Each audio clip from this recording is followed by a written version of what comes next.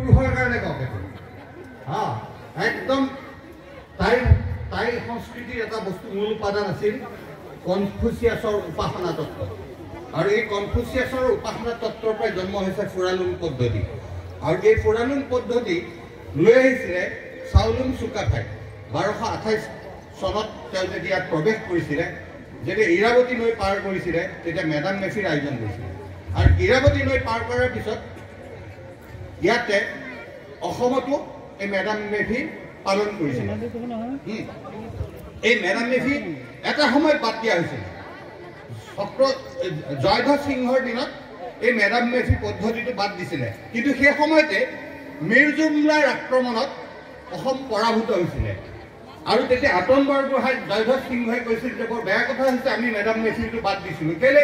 আমাৰ আত্মীয়তা যি উপৰি পুৰুষৰ লগত গঢ়ি উঠিছিলে সেই আত্মীয়তাৰ আমাৰ আশীৰ্বাদ আমাৰ মাজৰ পৰা নাইকিয়া হৈছে তেতিয়া মন্ত্ৰী পৰিষদৰ পৰামৰ্শক্ৰমে আকৌ তেওঁৰ ভায়েক চক্ৰধ্বজ সিংহই এই মেডাম মেফিৰ পৰম্পৰাটো আকৌ চালু কৰে আৰু এই মেডাম মেফিৰ পৰম্পৰা আজি এটা সামাজিক পৰম্পৰা ই কোনো ধৰ্মীয় পৰম্পৰা নহয়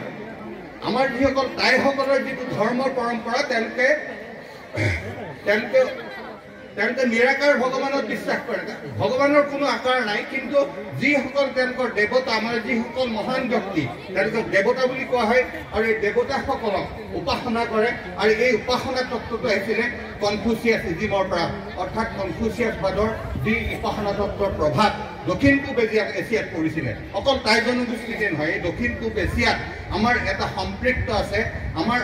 টাই আহোম সংস্কৃতিৰ লগত হিন্দু ধৰ্ম সংস্কৃতিৰ পাৰ্থক্য আছে কাৰণ হিন্দু ধৰ্মত ৰূপং দেহি ধনং দেহি চব বিচাৰে প্ৰবৃত্তিমূলক আমাৰ টাইসকলৰ যিটো ধৰ্ম আছিল নিবৃত্তিমূলক তেওঁলোকে একো নিবিচাৰে মাত্ৰ জনকল্যাণ বিচাৰে হয়নে আমি জনকল্যাণ বিচাৰোঁ আটাইৰে কল্যাণ হওক আৰু এই আটাইৰে কল্যাণ হওক এই কথাটো যেতিয়া হয় আপুনি মই সকলোৱে পৰি যাওঁ কাৰণ আমাক তেতিয়া কি হয় আমাৰ কুলিন পুথাসকলে আমাক আশীৰ্বাদ দিয়ে অভিভাৱকত্ব দিয়ে আমাৰ জীৱনত প্ৰত্যেক মানুহৰ জীৱনত এক অভিভাৱকত্বৰ প্ৰয়োজন আছে আমি পিতৃ মাতৃ আমি উপৰি পুৰুষ সকলোকে শ্ৰদ্ধা ভক্তি কৰিব লাগে এই ভক্তি ৰস যি প্ৰেমৰ ৰস আমাৰ প্ৰেম এটা সম্পৰ্ক প্ৰেমপূৰ্ণ এটা সম্পৰ্ক থাকে আৰু ইয়াতে কোনো অন্য কোনো ধৰ্মীয় কথা নাই ইয়াতে মাত্ৰ এটা কথা আছে যে আপোনাৰ আত্মীয়তা গঢ়ি উঠক উপৰ পুৰুষৰ লগত সেইকাৰণে ইয়াক কোৱা হয় ভাৰ্টিকেল কানেকশ্যন উইথ দ্য মানে ফ্ৰী দেৱতাসকলৰ লগত আমাৰ ভাৰ্টিকেল কানেকশ্যন উলম্ব কানেকশ্যন তেওঁলোকে পূৰ্বৰ জন্ম পিছত কিবা জন্ম হ'ব নিবিচাৰে তাৰমানে এইটো আশা নকৰে এই জন্মত আমি কি কৰিলোঁ জীয়াই থাকোঁতে আমি কি কৰিলোঁ পূৰ্বপুৰুষসকলৰ কাৰণে এইটোতে মহত্ব আছে আমাৰ টাই সংস্কৃতি গতিকে মই বেছি নকওঁ কাৰণ এই মেডাম মেফিৰ জয়যাত্ৰা আজি বিভিন্ন জনগোষ্ঠীয়ে ইয়াক পালন কৰিছে ইয়াক তেওঁলোকে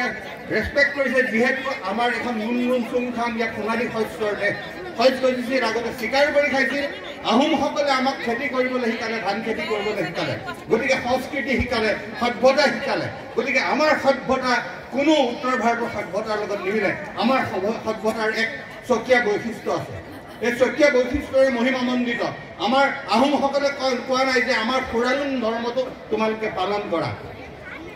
খেক লাই তোমালোকে লোৱা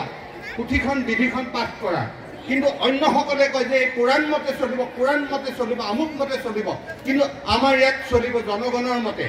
জনগণে যদি বিচাৰে যে জনগণৰ আত্মীয়তা যদি গঢ়ি উঠে উপৰি পুৰুষৰ লগতে গঢ়ি উঠিব লাগে কাৰণ সেইসকলে আমাক দি থৈ গৈছে খুনলুং আৰু খুনলাই যি পোহ নাতি আছিলে লেংডন দেৱতাৰ লেংডন যেতিয়া চীনত আছিল তেতিয়া কৈছিল যে খুনলুং আৰু খুনলাইক পঠাই দিয়া হৈছে আমাৰ এইসকল যিবোৰ সতী সন্ততি আছে তেওঁলোকক চাবৰ কাৰণে আৰু এই সতী সন্ততিসকলেও আমাক উপাসনা কৰিব লাগিব যেতিয়া চীন